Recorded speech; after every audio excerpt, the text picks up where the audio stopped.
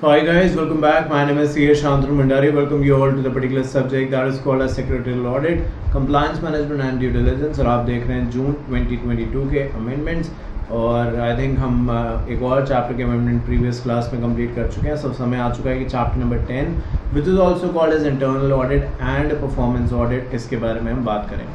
So I think जैसे कि मैं आपको लास्ट क्लास में टुवर्ड्स द एंड बता भी रहा था कि इसके अंदर पर्टिकुलरली केस स्टडी हैं जो दी गई हैं और वो दोनों ही केस स्टडी इंटरनल ऑडिट को लेके हैं और आई थिंक वो इंटरनल ऑडिट का failure as well as importance दिखाती हैं. फेलियर इसलिए क्योंकि जो केस लॉज आज हम पढ़ने वाले हैं उनमें इंटरनल ऑडिट सही से एप्लीकेबल हुआ ही नहीं. ऐसा नहीं कि उन कंपनीज में इंटरनल ऑडिटर थे पर उन्होंने अपना काम ठीक से नहीं किया.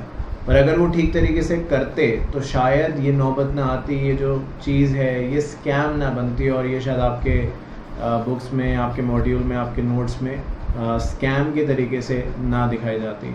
तो उसके बारे में हम बात करेंगे. पर ये आपको बता दूं कि जब हम आज के केस स्टडीज़ देख रहे हैं तो ऐसा नहीं है, जैसा मैं हमेशा कहता आया हूँ कि ये सब चीज़ें करप्शन है, फ्रॉड है, ये सब इंडिया में हो रहा है. ऐसा नहीं है, इस गलत फहमी में ना रहे हैं. बहुत बार हमें लगता है जब अपने देश में हम लोग होते हैं तो हमें ऐसा लगता है कि यार ये चीज़ हमारी कंट्री में अच्छी नहीं है, दूसरे देशों में अच्छी है.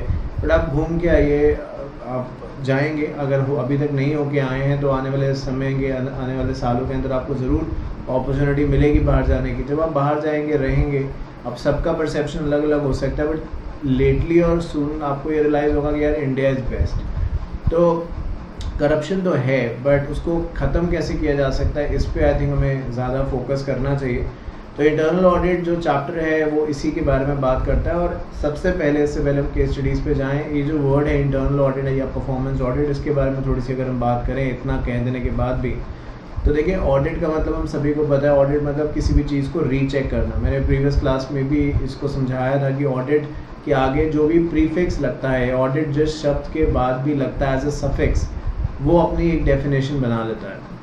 अब अगर ऑडिट के आगे आप प्रीफिक्स फाइनेंशियल लगाते हैं तो आप balance sheet, profit and loss के बारे में बात करने लग जाते हैं. यही बात आपसे प्रीवियस क्लासेस में भी कही थी. ऑडिट के आगे प्रीफिक्स सेक्रेटेरियल लगाते हैं तो आप फिर वही जो सेक्रेटेरियल स्टैंडर्ड्स हैं, मीटिंग्स के तौर तरीके हैं, उसके बारे में बात करने लग जाते हैं. ऑडिट के आगे आप कॉस्ट लगाते हैं तो जो कॉस्टिंग के स्टैंडर्ड्स इशू करे गए हैं उसके ऊपर बात करेंगे. तो ऑडिट की एज सच अपनी जो मतलब है वो बड़ा सिंपल सा है कि चीज़ों को रीचेक करना, रीवेरीफाई करना. तो उसी के बारे में आज हम बात करेंगे. और सभी को पता है कि जो कंपनीज़ हैं, it is mandatory for them irrespective कि उनका क्या टर्नओवर है, क्या थ्रेशोल्ड है, ये तो बात की बात है. बट सभी कंपनीज़ के लिए मैंडेटरी है कि वो अपना ऑडिट कराएं. पर जो बड़ी कंपनीज़ हैं उनके अंदर क्योंकि ट्रांजैक्शंस जो है और जो ट्रांजैक्शन के वॉल्यूम्स हैं वो बहुत ज़्यादा होते हैं, तो प्रैक्टिकली वो जो स्टैट्यूटरी ऑडिटर है, जो बाहर से एक्सटर्नल ऑडिटर है, साल भर में एक बार ऑडिट करने के लिए आएगा, उसके लिए ये इम्पॉसिबल है कि वो एक चीज़ को जाके वेरीफाई करे. तो वो यही करते हैं कि एक जो कस्टमरी प्रैक्टिस है कि चीज़ों को थोड़ा देखना, फिर थोड़ा ऊपर से देखना, रैंडम चेकिंग जिसको आप कहते हैं, रैंडम सैम्पलिंग जिसको आप कहते हैं, वो वही चीज़ करते हैं और उसी बेसिस पे अपनी जो रिपोर्ट है वो तैयार करते हैं. टेक्निकली चाहिए तो ये कि वो हर चीज़ को वेरीफाई करें, बट एक चीज़ है कि बुक्स में क्या लिखा है और एक चीज़ है कि प्रैक्टिकली पॉसिबल क्या है. पर इतना करने के बाद भी ये देखा जाता है कि जो स्कैम्स हैं, जो फ्रॉड्स हैं, वो हो जाते हैं. तो मैंने आपको पहले भी बताया था, ये चीज़ पता नहीं इस क्लास में, सब्जेक्ट में थी या कहीं और थी, कि पीएनबी का स्कैम हम सभी को पता है. Nirav Modi and all those things वो सभी को पता है. मेहुल चौकसी, नीरव मोदी, डायमंड का business, fake letter of credit, LOI सब करवाए उन्होंने. तो मैंने जैसा कि बताया था, शायद मुझे नहीं याद है कि इस क्लास में हो सकता है दोबारा रिपीट कर रहा हूँ ये बात को, या फिर किसी और, इतने सारे सब्जेक्ट्स में कहाँ याद रहता है कि आप कौन सा एग्जाम्पल कौन सी क्लास में दे रहे हैं. तो पीएनबी को जब स्कैम हुआ उससे पहले के 3 साल में बेस्ट बैंकर, बेस्ट गवर्नेंस का अवार्ड मिला था. आप मानेंगे? तो 3 साल तक जिस बैंक को बेस्ट गवर्नेंस का अवार्ड मिल रहा है कि भाई अगर सीखे, कहते हैं कि अवार्ड हम दे रहे हैं तो बाकी बैंकों को कहते हैं भाई सीखो पीएनबी से कैसे काम होता है, और अगले साल पता चलता है कि सबसे बड़ा स्कैम पीएनबी में हो गया. तो इंटरनल ऑडिट कहिए, एक्सटर्नल ऑडिट कहिए, ये एक विल का काम है, एक डिटर्मिनेशन का काम है. और अगर वो नहीं है तो आप कितने भी ऑडिट कराइए, स्कैम्स होते रहेंगे. इंटरनल ऑडिट अगर टू द पॉइंट बात करें तो इसलिए कराया जाता है कि स्कैम के जो चांसेस हैं वो कम हो जाएं और परफॉर्मेंस ऑडिट का रिलेशन ये है कि कौन कैसा काम कर रहा है, वो जो एक स्पेसिफिक स्टैंडर्ड है, एक बेंचमार्क है, उसके हिसाब से कैसा क्या काम कर रहा है ये भी देख लिया जाए। चलिए केस स्टडीज़ की तरफ बढ़ते हैं और देखते हैं कि यहाँ पे क्या बातचीत जो है वो कही गई है। सबसे पहली केस स्टडी इंडिया से आ रही है हमारे सामने और वो है सत्यम कंप्यूटर्स के ऊपर। मैं इससे पहले आगे बढ़ूँ और डिटेल्स में एक एक लाइन जैसा आप जानते हैं मैं कराऊँगा, उस पर जाएँ। मैं आपको पहले जनरली बता देता हूँ कि इसमें है क्या। तो ये तो हमें पता है कि यहाँ पे जो रोल है वो इंटरनल ऑडिटर का क्वेश्चन में है, क्योंकि उन्होंने अपनी जिम्मेदारी जो है वो सही तरीके से निभाई नहीं है। सत्यम कंप्यूटर सर्विस का जो फ्रॉड है वो शुरुआत कहते हैं कि सत्यम बहुत छोटी कंपनी थी, ऐसे ही होता ही है, पर धीरे धीरे करते करते बहुत बड़ी कंपनी बन गई और हज़ारों लोगों को नौकरियां सत्यम ने दी, उसके एम्प्लॉयज़ हज़ारों में होने लग गए। और सिर्फ इंडिया में नहीं, बहुत सारी और कंट्रीज़ में भी ये इंफॉर्मेशन टेक्नोलॉजी की जो आउटसोर्सिंग सर्विस है उसको प्रोवाइड करने लग गए। अब जब नाम बड़ा हो गया तो इनको ऐसा लगने लगा, अभी कट शॉर्ट बता रहा हूँ, डिटेल में भी जाऊँगा मैं, तो इनको लगा कि भाई बहुत बड़ा नाम हमारा हो गया है, तो इन्होंने अलग अलग इन्वेस्टर से अपनी कंपनी के अंदर पैसे इन्फ्यूज़ करने की बात करी। इन्वेस्टर आपकी कंपनी में पैसा तभी लगाता है जब आपकी बुक्स जो हैं वो वैल्यूएबल दिखें। तो यहाँ पे बताते हैं कि जब ये कंपनी बनाई रामलिंग राजू ने, और बताया जाता है उनके रिलेटिव ने, तो उन्होंने एक समय के बाद उन्होंने लगा कि सत्यम एक ऊंचाइयों पे पहुंच चुका है, हाइट्स पे पहुंच चुका है, एक ब्रांड बन चुका है। उन्होंने फ्रॉड करना शुरू किया, शेयर होल्डर्स की परमिशन के बगैर ट्रांजैक्शंस करनी शुरू करी, जो कि बाद में उन्होंने वापस करी क्योंकि शेयर होल्डर उस बात से नाराज़ थे। पर इतने पे बात नहीं रुकी, उन्होंने बहुत सारे फेक इनवॉइसेस जनरेट किए। बताया जा रहा है, मैं तो खुद सुन के इसको हैरान हो गया कि अबाउट 60,000 है या 6,000 है कुछ ऐसा, फेक सैलरी अकाउंट खुलवाए। मतलब एम्प्लॉयज़ नहीं थे इतने, बट उनके नाम पे इतने सारे, अभी मैं वो फिगर देख रहा हूँ, तो इतने सारे फेक अकाउंट खुलवाए, फेक सैलरी वगैरह, 6,000 फेक सैलरी। आप समझते हैं ना, सैलरी आती है सैलरी अकाउंट पे, तो 6,000 लोग जो कंपनी में थे ही नहीं, उनके नाम पे बैंक अकाउंट खोले गए। अब आप सोचिए, क्या ये अकेला एक बंदा कर रहा होगा? मतलब ये इस केस स्टडी के अंदर इसका आंसर नहीं है, बट ये सोचने वाली बात है कि क्या ये एक इंसान अकेला कर सकता है 6,000 बैंक अकाउंट मेंटेन करना। मैं तो देखा नहीं, साइन में कंफ्यूज हो गया था पिछली क्लास में। तो बहुत बार तो ऐसा हो जाता है यार कि पासवर्ड क्या रखा है यही हम भूल जाते हैं। ये 6,000 अकाउंट मेंटेन कर रहे थे और फिर क्या करते थे, कंपनी से पैसा लेते थे कि ये एम्प्लॉयज़ हैं इनके नाम पे, और वो पैसा निकाल लेते थे उन सभी के अकाउंट से, और वो पैसा निकालने के बाद किसी प्रॉपर्टी में इन्वेस्ट कर देते थे, क्योंकि प्रॉपर्टी जो है उस समय बहुत बूम पे चल रही थी। ये सब यहाँ पे हो रहा था। जब पकड़े गए तो कहा भाई क्यों आपने ऐसा किया, तो अपने डिफेंस में कुछ तो कहना ही है। तो कहते हैं हमने इसलिए ऐसा किया है जिससे कि जो कंपनी की इमेज है वो बरकरार रहे, क्योंकि कंपनी जो थी उसको फाइनेंशियल उसके अच्छे नहीं थे, बट अगर यही सब चीज़ें मार्केट में इन्वेस्टर के सामने रखते तो कोई भी हमें पैसा नहीं देता। इसलिए हमने बैलेंस शीट को और स्ट्रॉन्ग बनाने के लिए फेक फिगर्स का इस्तेमाल किया, लाइबिलिटीज़ कम से कम दिखाई, एसेट्स ज़्यादा से ज़्यादा दिखाए, सेल्स ज़्यादा से ज़्यादा दिखाई, जो कि एक्चुअली था नहीं। तो जब ये सब चीज़ें बाहर आई तो फिर ये एक स्कैम का नाम हो गया, और कुछ 70 या ऐसे कहते थे 7,000 करोड़ रुपीज़ का ये स्कैम हुआ, जिसमें ऑब्वियसली बाद में जब अथॉरिटीज़ को पता चला तो उन्होंने कार्रवाई करी, जेल वगैरह में डाला, तो सब अपनी जगह ठीक है। बट मैं तो ये भी कहता हूँ कि अथॉरिटीज़ ने जो किया वो तो उनकी जिम्मेदारी थी, उन्हें बहुत पहले करना चाहिए था, क्योंकि यहाँ पे ऑडिट फर्म भी एक इन्वॉल्व थी जिसका नाम PwC है, जो बिग 4 के अंदर आती है। तो PwC के भी लोगों को इसके अंदर पकड़ा गया, क्योंकि इन्होंने क्या किया होगा, मिलजुल के PwC के एम्प्लॉयज़ के साथ जो ऑडिटर थे उनकी फ़ीस बढ़ा दी और कहा होगा कि भाई आप इस चीज़ को बाहर मत आने दीजिएगा, और जो भी हम बना रहे हैं कर रहे हैं करते रहने दीजिए, जब जो होगा देखा जाएगा। तो ये सब भी इस चीज़ के अंदर कहा गया। आइए अब डिटेल में चलते हैं और देखते हैं कि क्या। बट सिचुएशन ये है कि इकॉनमी को तो भाई नुकसान हुआ ना, जो टैक्स पेयर का पैसा है वो अननेसेसरी इन सब कामों में जाता है। तो मैं तो यही कहता हूँ कि अगर गवर्नमेंट थोड़ा सा और स्ट्रिक्ट हो जाए तो ये सब चीज़ें नहीं हो पाएंगी। चलिए, Satyam computer service limited was founded in 1987 in Hyderabad by Ramalingam Raju. Raju served as chairman, his brother B Rama Raju. तो एक है रामलिंग राजू जिनका ये सब दिमाग था, और उनके भाई जिनका नाम B रामा राजू है वो मैनेजिंग डायरेक्टर थे एंड चीफ एग्जीक्यूटिव ऑफिसर थे सत्यम कंप्यूटर सर्विस लिमिटेड के। It specialized in outsourcing IT and business process service. It began as with a small company with only 20 employees, quickly grew to become India's leading outsourcing company, employing more than 53,000 employees. तो 20 लोगों से start करी और फिर आप देख रहे हैं कि नंबर्स 53,000 लोग तक पहुंच गया। और सिर्फ इंडिया में नहीं, ये बहुत सारी दुनिया की देशों के अंदर काम कर रहे थे। अबाउट 650 कंपनीज थे सत्यम के क्लाइंट, यानी सत्यम जो था वो 650 कंपनीज को अपनी सर्विसेज प्रोवाइड करता था। द कंपनी वो इतनी बड़ी कंपनी हो चुकी थी कि इंडिया में तो लिस्ट थी न्यूयॉर्क स्टॉक एक्सचेंज पे भी लिस्टेड थी। न्यूयॉर्क स्टॉक एक्सचेंज पे लिस्ट होना कोई आसान काम नहीं है, आज भी नहीं है। ये तो जिस समय की बात हो रही है वो तो उस समय और चीज़ें मुश्किल थी। The company was listed in stock exchange around the world including New York stock exchange and Bombay stock exchange on 16 December 2008. Satyam board made the decision to invest $1.6 billion in Matthias properties and infrastructure without the agreement of the shareholder. तो इन्होंने पैसे invest करने की बात कही, ये गलत नहीं है, बट क्या विदाउट द शेयर होल्डर। तो शेयर होल्डर का अप्रूवल जो कि लेना था आपको इन्वेस्टमेंट करने से पहले, इन्होंने लिया ही नहीं, ऐसे इन्वेस्ट कर दिए। इन्वेस्ट कहाँ पे किए?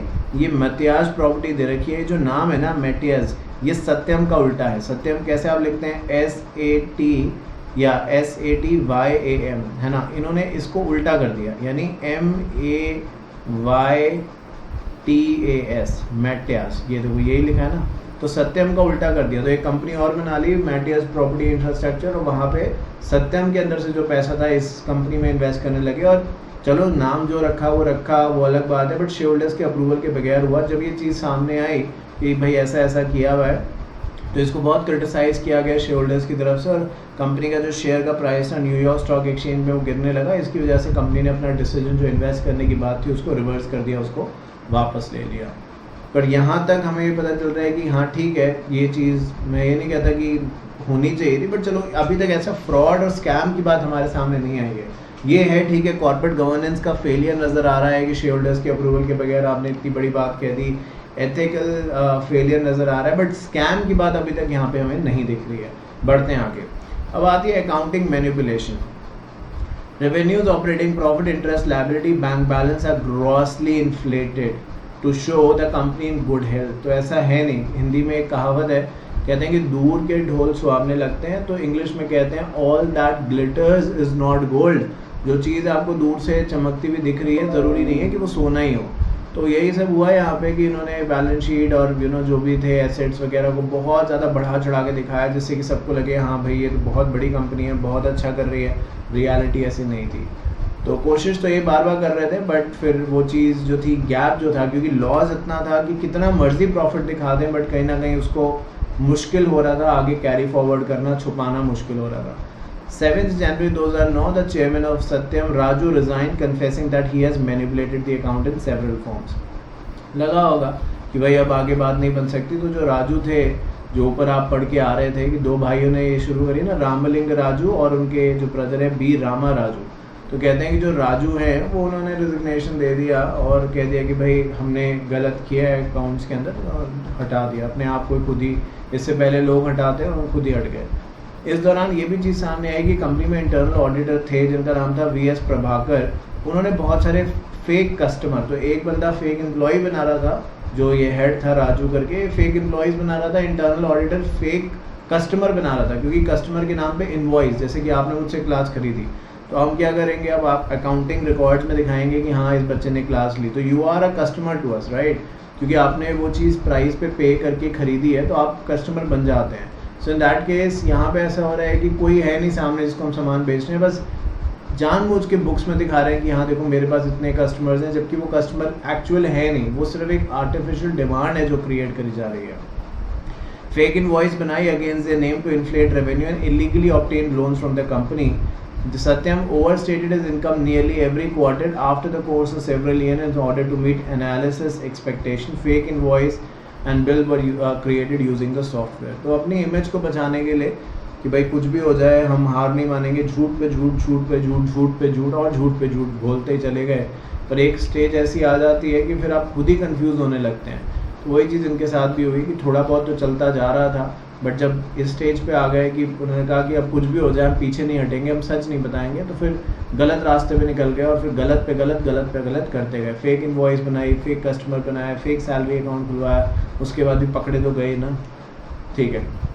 अब राजू से जब पूछा गया कि भाई ये सब जो चल रहा है क्यों किया तुमने, इसकी क्या ज़रूरत थी। सत्यम इनिशियली जब ये स्कैम हुआ तब मतलब ये सब जब चीज़ें हुई हैं तो सत्यम बहुत बड़ी कंपनी बन चुकी थी, बट जो सत्यम के अंदर ये कैपेसिटी थी कि वो 20 लोगों के स्टाफ से 50,000 लोगों को एम्प्लॉय करे, तो मतलब उसके अंदर कुछ तो अलग था ना, कुछ तो अलग कर रही थी। तो ऐसी क्या नीड पड़ी जो आप सही का रास्ता छोड़ के गलत पे आने लग गए? इसको जवाब दिया राजू ने, जिन्होंने कंपनी सेटअप करी थी। उन्होंने वही बोला कि भाई हम लोगों को दिखाने के लिए, या क्योंकि लोग हमें बहुत बड़ा कंपनी के तौर पे देखने लगे थे, तो हम अब वो एक्सपेक्टेशन को तोड़ नहीं सकते थे, इसीलिए हमने ये सब काम किया। मतलब ये कोई लॉजिक नहीं है कि भाई मतलब मुझे जो रियलिटी है इसमें अभी भी तो ये सामने आई है ना चीज़। तो कहते हैं एज अ प्रमोटर, राजू ने बताया, as a promoter held a small percentage of equity, their concern was that the poor performance would result in takeover, thereby exposing the gap. For the sake of meeting ambiguous target as well as ambitious targets as well as gaining profit, Satyam lied to the stakeholder and the market about the financial health, attracting more investment into the company. Raju also created numerous bank accounts to advance the fraud using his personal computer. He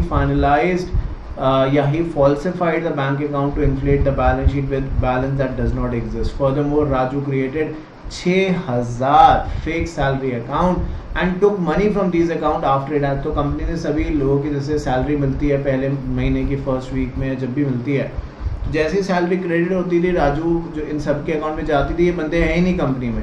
तो ये जो ऊपर आप 53,000 कह रहे हैं, क्या पता उनके अंदर ये 6,000 भी सिर्फ जुड़े हुए हों, और जब आप देखने जाएँ तो पता चले ऐसे लोग, इन लोग का जो नाम यहाँ पे लिखा हुआ है ऐसे लोग है ही नहीं इसके अंदर। तो खैर यहाँ पे बताया गया कि भाई ये सैलरी जब जैसे इन फेक अकाउंट्स में जाती थी, बैंक अकाउंट में, राजू सारा पैसा निकाल के क्या करते थे, वो जो कंपनी ऊपर हमने नाम लिया था सत्यम का उल्टा नाम लिखा है रिवर्स ऑफ सत्यम, इसके अंदर अलग अलग प्रॉपर्टी परचेज करनी इन्होंने स्टार्ट कर दी थी। तो पैसा इधर से उधर घुमा रहे थे, बट बहुत समय तक घुमा नहीं पाया। Role of internal external auditor, चलिए जो राजू ने किया मैं तो मानता हूँ उनकी कामयाबी है, क्योंकि वो सिस्टम को इतना घुमा पाए, इसका मतलब उनके अंदर दिमाग था भाई, इतना सब कुछ किया उन्होंने, मैनेज किया, सो ही नो डाउट उनके अंदर कैपेसिटी थी। आप ये सोच सकते हैं कि सर वो तो गलत है, आप उन्हें सपोर्ट कर रहे हैं, मैं उन्हें सपोर्ट नहीं कर रहा, जो उन्होंने काम किया है उसके अंदर दिमाग जो लगा है मैं उसको सपोर्ट कर रहा हूँ। यही जो दिमाग है या यही जो सोच है वो गवर्नमेंट भी तो लेके आ सकती है। डज नॉट रियली मैटर कि गवर्नमेंट आज किसकी है कल किसकी होगी, है तो बदलती रहेगी। दी प्रॉब्लम है इसकी जो इतना उन्होंने सब कुछ किया, इसकी वजह से लॉस तो हुआ ना भाई। बाद में इन्फोसिस जो महिंद्रा एंड महिंद्रा के साथ जाके मर्ज हुई और तमाम स्कैम हुआ, इंडिया की बदनामी हुई एंड एवरीथिंग। तो इन सब चीज़ों को रोका जा सकता है। जो लोग ये स्कैम करते हैं, जो बिजनेसमैन होते हैं ना, उनका दिमाग ही इस हिसाब से डिज़ाइन बहुत बार होता है कि स्कैम कैसे करें। नॉट एवरी बिजनेसमैन, बट आप देखिए जिन जिन के नाम यहाँ पे लिखे हैं, जिस जिस तरीके से उन्होंने चीज़ों को मैनेज किया, उसके अंदर भी दिमाग चाहिए। हिंदी में एक कहावत है, कहते हैं नकल के लिए भी अकल चाहिए, चीटिंग करने के लिए भी दिमाग चाहिए आपको। The internal audit system in Satyam was ineffective as it did not discover Raju and Gupta collaborated to hide the company financial position. PricewaterhouseCoopers, जो कि दुनिया की one of the leading auditor firm है, जिसका नाम बहुत सारे स्कैम्स में आता भी है, जब PwC ने इस कंपनी को ऑडिट किया, बैंक स्टेटमेंट वगैरह देखे, तो बहुत सारे उन्हें FD वगैरह दिखी, बैंक में पैसा दिखा। तो अब ये कैसे हो सकता है, मेरी समझ के बाहर है कि ऑडिटर ने जो कंपनी में मिला वही मान लिया। ऑडिटर गया ही नहीं देखने बैंक में, बैंक अकाउंट की स्टेटमेंट देखता या बैंक से वेरीफाई करवाता, कुछ किया ही नहीं। हमने कहा कि ये इतना पैसा मेरे बैंक अकाउंट में है, बता दिया, बस उसने मान लिया। उसने देखा ही नहीं कि चलो पासबुक दिखाओ या मैं बैंक से स्टेटमेंट मंगवाओ या सर्टिफाइड कॉपी मंगवाओ, कुछ किया ही नहीं उन्होंने। तो ये भी एक तरीके से इस चीज़ की तरफ इशारा करता है कि कहीं ना कहीं PwC जो है वो भी अपनी रिस्पॉन्सिबिलिटी को फुलफिल करने में फेल हुआ है, क्योंकि उसने भी बिना किसी वेरिफिकेशन के डिटेल्स में जाते हुए जो कहा वही मान लिया। जबकि अगर यही करना है तो ऑडिट कराने की ज़रूरत क्या है? ऑडिटर का काम है रीचेक करना, ये नहीं जो कह दिया वो मानना है, जो कह दिया वो मानना है। अगर यही ऑडिट है तो फिर ऑडिट करने की ज़रूरत क्या है? फिर तो जो बंदा कह रहा है वो सही है। फिर तो ऑडिट का मतलब होता है ना क्रॉस चेक करना, रीवेरीफाई करना, डबल चेक करना। अब डबल चेक कैसे? चेयरमैन ने बोला कि हाँ मेरे अकाउंट में इतने पैसे पड़े हैं, आपने कहा ठीक है, हाँ जी हो गया, ये थोड़े ऑडिट होता है। अब आप उससे सवाल पूछ सकते हैं, पैसा कहाँ से आया है, बैंक अकाउंट स्टेटमेंट मांग सकते हैं, ये सब कुछ किया ही नहीं गया। और PwC की तरफ एक और जो एंगल बनता है वो ये है कि PwC की जो ऑडिट फीस थी वो अबाउट 5.7 टाइम्स बढ़ाई गई है। और ये भी इस आई थिंक इस तरफ इशारा है, साइन है कि ये फीस इसीलिए बढ़ाई गई कि PwC को कहा गया होगा कि भाई ठीक है तुम ज़्यादा पैसा ले लो, बट ये जो चीज़ चल रही है इसको चलने दो, क्योंकि इतनी बड़ी आप कह सकते हैं कि रिसर्च या ऐसे कह दीजिए ऑडिटर फर्म है, तो वो बेवकूफ़ तो नहीं बैठे वहाँ के लोग। दुनिया में जो बिग 4 के नाम से, दुनिया में, नॉट ओनली इन इंडिया, दुनिया में बिग 4 के नाम से एक नाम इनका होता है, तो आपको लगता है कि ऐसे ही होगा, कुछ भी कहा जाता है तो ये मान लेते होंगे? नहीं ना।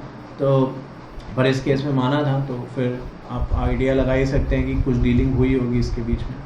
तो चलिए जो हुआ सो हुआ। अब उसके बाद जब पता चला तो सेंट्रल गवर्नमेंट ने किया कि सत्यम के बोर्ड और डायरेक्टर्स को हटाया, आपने 10 डायरेक्टर अपॉइंट किए, और राजू जो थे उनके साथ 9 और लोग थे जो कि इस पूरे स्कैम में शामिल थे। इनवॉइस बनाना, फेक अकाउंट खोलना, इनकम टैक्स झूठा भरना, इन सबको 7 साल की सज़ा दी गई। और ये जो कंपनी थी इसको महिंद्रा एंड महिंद्रा के साथ कंबाइन कर दिया गया। मैं ऐसे कहूँगा इन मार्च 2012 टेक महिंद्रा जो है वो महिंद्रा एंड महिंद्रा का एक आर्म है टेक महिंद्रा। सत्यम को फिर टेक महिंद्रा के साथ मर्ज कर दिया गया। सत्यम कंपनी ख़त्म हो गई, और ख़त्म हो गई इन द सेंस अपने नाम से नहीं चल रही, अब वो टेक महिंद्रा के साथ मर्ज हो गई। क्योंकि द रीज़न बीइंग आपने देखा कि भाई 50,000 से ज़्यादा लोग यहाँ काम करते हैं, आप कंपनी ऐसे रातों रात बंद कर देंगे तो वो कहाँ जाएंगे। तो गवर्नमेंट को ये सब कुछ भी देखना है, तो उन्होंने ये अप्रोच लेके इस केस को क्लोज़ किया। तो आप मतलब जो हमें यहाँ समझने की ज़रूरत है वो है इंटरनल ऑडिट का फेलियर, जो अभी आपने देखा भी। चलिए अब अगर आपको ऐसा लगता है यार ये इंडिया में हो रहा है, बाहर क्या है, तो चलिए बाहर की भी एक केस स्टडी आपके सामने अब मैं रखता हूँ, उसके बारे में बात करेंगे। वो है ओलंपस कॉरपोरेशन फ्रॉड, जो कि जापानीज़ या कि जापान में हुआ। और इसके जो तार थे, कनेक्शन थे, सत्यम का तो चलो इंडिया में ही सब कुछ रहा, जो हमने केस स्टडी पढ़ी, कोई खास बाहर का नाम नहीं आया। ये कहा कि शेयर लिस्टेड थे, शेयर गिरने लग गए, प्राइस गिरने लग गए, वो सब ठीक है। बट ये जो स्कैम है ये एक से ज़्यादा कंट्री में फैला हुआ था। और यहाँ पे हम ये भी देखेंगे कि जिस बंदे ने, जो कंपनी का एम्प्लॉय था, जिसने कुछ 30 साल 30 ईयर्स कंपनी में काम किया, जब उसने आवाज़ उठाई, अभी जो मैं केस स्टडी पढ़ने वाला हूँ ओलंपस कॉरपोरेशन की, तो जो बंदा 30 साल तक कंपनी के साथ काम कर चुका था, जब उसने आवाज़ उठाई कि ऐसे क्यों हो रहा है, वैसे क्यों हो रहा है, तो उसको हटा दिया गया, उसको नौकरी से निकाल दिया गया। पर ऐसा तो नहीं है कि मतलब उसे पता नहीं था, तो उसने जब निकाल दिया गया तो फिर वो और ज़्यादा अपनी फॉर्म में आ गया। उसने सारे एविडेंस वगैरह इकट्ठे किए, अलग अलग डिपार्टमेंट में कंप्लेन कर दी, तो कंपनी को मानना पड़ा कि हाँ हम अकाउंट का मैनिपुलेशन कर रहे हैं, हमारी अकाउंटिंग पॉलिसीज़ ठीक नहीं है, और जो लोग थे उन्हें जेल में जाके। तो ये सब है। आइए देखते हैं कि इसके अंदर क्या कहा गया है। आइए देखना अब स्टार्ट करते हैं कि ये केस स्टडी आखिरकार है क्या। तो कहते हैं कंपनी जिसका नाम Olympus was established on 12 October 1919, तो बहुत पुरानी company. It initially specialised in microscope and thermometer business. In 1949, तो कुछ सालों के बाद 1919 में कंपनी बनी। So I suppose about 30 years के बाद the name was change again to Olympus optical company limited. तो पहले ओलंपस नाम था, ओलंपस कॉरपोरेशन करके नाम था, उसके बाद ओलंपस ऑप्टिकल कंपनी लिमिटेड कर दिया गया। और ये जो कंपनी थी माइक्रोस्कोप बनाती थी, थर्मोमीटर बनाती थी, इस तरीके के बिजनेस में डील करती थी। In 2003, the company made a fresh start as Olympus Corporation. In Greek mythology, Mount Olympus is the home of 12 supreme god and goddesses. जैसे इंडिया में आप जानते हैं कि भगवान के नाम पे या आप कह सकते हैं जो भी ऐसी पावर्स हैं, शक्तियाँ हैं, उनके नाम पे भी अलग अलग चीज़ें होती हैं। तो वैसे ही यहाँ पे ओलंपस जो था उसकी सिग्निफिकेंस ये है कि ग्रीक माइथोलॉजी में ये माना जाता है कि भाई ये एक घर है या एक जगह है जहाँ पे अबाउट 12 गॉड एंड गॉडेसेस रहते हैं। तो बहुत शुभ है, बहुत लकी है, कुछ इस तरीके से। तो कंपनी बनी और छोटे लेवल पे ट्रेड करती थी, बनाती थी माइक्रोस्कोप, थर्मोमीटर। फिर उसका नाम बदला गया थोड़ी बड़ी इमेज देने के लिए, और फाइनली फिर से उसका नाम बदला गया और ओलंपस कॉरपोरेशन कर दिया गया। और ओलंपस क्यों, ये मैंने आपको बता दिया। यहाँ तक तो सब कुछ सही है, क्योंकि नाम बदलने में तो कुछ गलत है नहीं। अब फैक्ट्स में आते हैं, देखते हैं। कहते हैं कि Japanese monthly magazine, news magazine feature economic information for readers. The magazine provide investigative reports, FACTA इसकी फुल फॉर्म आपको बताऊंगा। इन अगस्त 2011 set the Olympus has acquired from 2006 to 2008 3 small companies. Altis एक कंपनी का नाम जिसको एक्वायर किया गया, उसका नाम था एल्टिस, जो एक मेडिकल वेस्ट रिसाइकलिंग कंपनी थी। दूसरी का नाम था हुमलबो, अ फेशियल क्रीम मेकर कंपनी। और तीसरी कंपनी का नाम था न्यूज़ शेफ, जो कि प्लास्टिक प्लेट्स और कंटेनर बनाती थी माइक्रोवेव्स के लिए। तो यानी जो ओलंपस है उसने 2006 से लेके, जैसे कि रिपोर्ट्स मीडिया में आई, 2006 से लेकर 2008 के बीच में इन सालों के अंदर ओलंपस ने 3 कंपनीज़ को एक्वायर किया और उन कंपनीज़ का नाम, एक का नाम ऑल्टस दे रखा है, एक का नाम हुम्बल्बो दे रखा है और एक का नाम न्यूज़ शेफ दे रखा है। और इन तीनों कंपनीज़ को एक्वायर करने के लिए अबाउट $773 मिलियन खर्च करे गए। और गलत वो नहीं है कि ऐसा क्यों किया, इस पर कोई सवाल नहीं उठाया किसी ने, बट ये सवाल ज़रूर उठा कि जब ये कंपनी को एक्वायर किया गया तो सेम ईयर में इनकी वैल्यू राइट डाउन कर दी गई। होता है ना, आप अकाउंट्स में राइट ऑफ कर देते हैं या राइट डाउन वैल्यू कर देते हैं, मतलब कि ये किसी काम की नहीं है चीज़, इसकी कोई वैल्यू नहीं है, तो इस तरीके से इसको राइट डाउन कर दिया गया कि भाई ये कोई ख़ास काम की कंपनीज़ है नहीं। प्लस ये भी देखा गया कि तीनों ही कंपनीज़ जो थी वो कॉन्टिन्यूसली लॉस पोस्ट कर रही थी, यानी इनको लगातार लॉस पे लॉस, लॉस पे लॉस, लॉस पे लॉस होते जा रहे थे। तो देखिए, बिज़नेस में ऐसा कोई रूल नहीं है कि आप ऐसी कंपनी खरीदें जो प्रॉफिट मेकिंग हो। बहुत बार हमने देखा है, इंडिया में भी ऐसा होता है, बहुत सारे और देशों में भी ऐसा होता होगा कि आप ऐसी कंपनी भी खरीदते हैं जो लॉस मेकिंग कंपनी है और उसके बाद उसके अंदर कुछ स्ट्रैटेजीज़ चेंज करते हैं, बिजनेस डायरेक्शन चेंज करते हैं, मैनेजमेंट चेंज करते हैं, तो वही चीज़ जो लॉस मेकिंग थी वही प्रॉफिट मेकिंग कंपनी बन जाती है। तो लॉस मेकिंग कंपनी खरीदना कोई गलत नहीं है, बट अगर आप उसको इतनी महंगे प्राइस पे खरीदें और उसके उसी साल आप ये कहते हैं, डिक्लेयर करते हैं बैलेंस शीट्स वगैरह में कि ये पैसा जो हमने दिया है ये नील के बराबर है क्योंकि इन कंपनीज़ की कोई वैल्यू नहीं है, और फिर वो कंपनीज़ लॉस पे लॉस कैरी करती रहें या लॉस पे लॉस बताती रहें या लॉस पे लॉस उन्हें होता रहे, तो ये अपने आप में कुछ क्वेश्चन मार्क बनाना शुरू करता है कि आपने ये डिसीजंस लिए ही क्यों हैं। तो ये यहाँ पे बताया गया। इसके अलावा तो ये यहाँ पे कहा गया। अब आगे बढ़ते हैं जहाँ पे मामला थोड़ा और सीरियस हो जाता है। तो कहते हैं Olympus has issued more than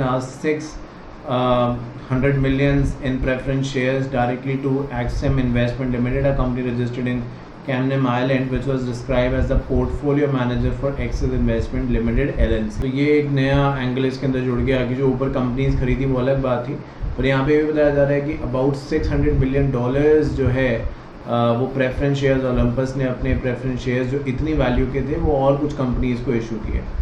अब यहाँ पे मैटर एक के बाद एक बढ़ता गया। तो पहले आपने बहुत सारी कंपनीज में पैसा इन्वेस्ट किया, फिर वो नील हो गया पैसा, लॉस मेकिंग कंपनी है, फिर आप प्रेफरेंस शेयर्स भी किसी दूसरी कंपनी को इतने हैवी अमाउंट के इशू कर रहे हैं। मैं आपको बीच में कह रहा था कि फैक्टा जो है उसकी फुल फॉर्म बताऊँ तो आप ऐसे चेक भी कर सकते हैं, बट अगर यूएस में बेसिकली ये चलता है, this is called as fair and accurate credit transaction act. तो F for fair, A for accurate, C for credit, T for transaction, A for act.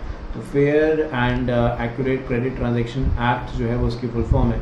तो अभी तक हमने ये समझा कि कंपनीज खरीदी, फिर प्रेफरेंस शेयर इशू कर रहे हैं, अभी ये सब हो रहा है, मतलब खर्चे पे खर्चे हो रहे हैं, बट ऐसे इनकम जनरेशन की कोई बात नहीं हो रही और ना ही दूर दूर तक कोई लॉजिकल रीज़न है जिसकी वजह से ऐसा किया जा रहा है। तो एक कोई स्टाफ है जिनका नाम वुल्फर्ड है। Woolford wanted to know why Olympus has paid Exim so much money to apparently advise Olympus on acquisition of Gyrus. KPMG report that Olympus hadn't accounted for the shares given to Exim, and in our opinion proper accounting records have not been maintained. तो वुल्फर्ड जो है वो और कोई नहीं है, वो इसी ओलंपस कंपनी में पिछले अबाउट 30 ईयर्स से काम कर रहे हैं और बहुत अच्छे तरीके से कंपनी को जानते हैं। जब कंपनी बनी थी, इनिशियल स्टेजेस में थी, तब से कंपनी के साथ हैं। तो वुल्फर्ड जो है उनका ये कहना है कि एज एन इंडिविजुअल उनको कंपनीज की पॉलिसी समझ नहीं आ रही कि इतना पैसा कंपनी ने अपने प्रेफरेंस शेयर्स किसी को दिए हैं, और वो भी इसलिए कि कोई कंपनी उन्हें एडवाइस कर पाए। तो देखो, एडवाइस हम उससे लेते हैं जो हमसे ज़्यादा एक्सपर्ट हो, जबकि ओलंपस ने जिसको यहाँ पे पैसे दिए हैं, जो एग्जिम है, वो उससे बहुत छोटी कंपनी है और कहीं एग्जिस्ट भी नहीं करती। तो ये कुछ समझ से बाहर है कि अपने ऐसी छोटी कंपनी को या ऐसी कंपनी को जो हमसे भी कमज़ोर है, जो हमसे भी छोटी कंपनी और ख़ास उसने कुछ भी नहीं किया आज तक, कौन सा एक ऐसा पॉइंट है जिसको सोचते हुए इतना पैसा दिया गया, ये वुल्फर्ड कहते हैं उन्हें समझ नहीं आया।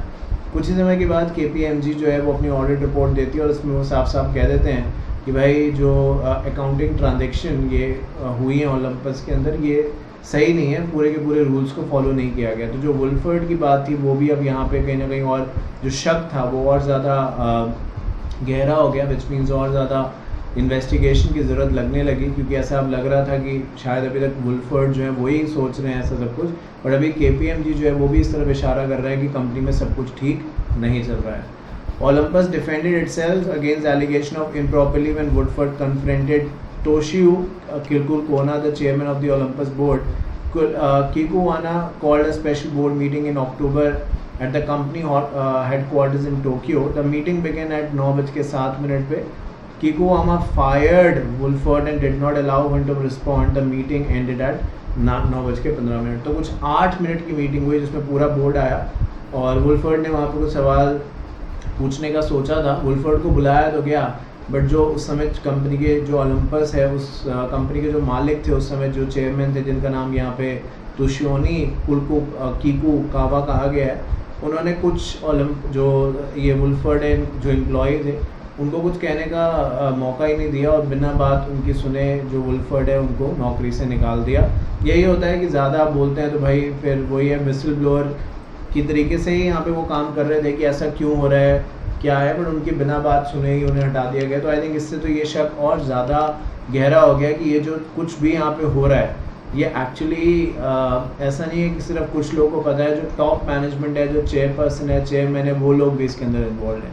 ये है माइकल वुल्फर्ड. तो कहते थे man who blue whistle for 1 billion fraud. तो इन्होंने ही एक्सपोज किया था और कहते हैं कि CEO blowing the whistle on his company as a CEO.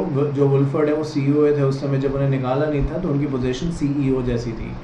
CEO commission Price Waterhouse Cooper to investigate the relationship and transaction with Excess and Exim surrounding acquisition. PwC releases its report in October. After reaching London, Woodford then delivers 6 letters and replies together with the PwC report to Britain. जैसे India में SFIO है ना, Serious Fraud Investigation Office, ऐसे ही अलग अलग countries में है. Britain serious fraud office, FBI, US department of justice, Japan. तो जहाँ जहाँ कंपनी काम करती थी, अब वुल्फर्ड ने ठान लिया कि भाई तुमने मुझे नहीं ये बात बताई और गलत किया है, और जब मैंने उसके अगेंस्ट आवाज़ उठाई तो मुझे ही हटा दिया. तो वुल्फर्ड थोड़ा इस चीज़ को और ज़्यादा स्ट्रांगली ले रहे थे. उन्होंने पूरी इन्वेस्टिगेशन करी और इंडिपेंडेंट एजेंसी जिसका नाम PwC है उससे भी इन्वेस्टिगेशन कराई, और जो भी PwC की रिपोर्ट थी और वुल्फर्ड के पास जो एविडेंस है उन्होंने सारे के सारे एविडेंस अलग अलग रेगुलेटरी एजेंसी जिनके नाम यहाँ पे ले हैं सबको सबमिट कर दी. 2011 में जो किलकुल मामा है जिन्होंने वुल्फर्ड को हटाया था उन्हें हटा दिया गया और उनकी जगह किसी दूसरे बंदे को प्रेसिडेंट CEO बनाया गया. और उसके कुछ ही समय के बाद कंपनी ने माना कि उसके अकाउंटिंग पॉलिसीज़ में गड़बड़ थी और उसने कुछ 117 बिलियन यानी 1.5 बिलियन डॉलर्स का मिसमैनेजमेंट किया है. ये कंपनी ने खुद ही एक्सेप्ट कर लिया.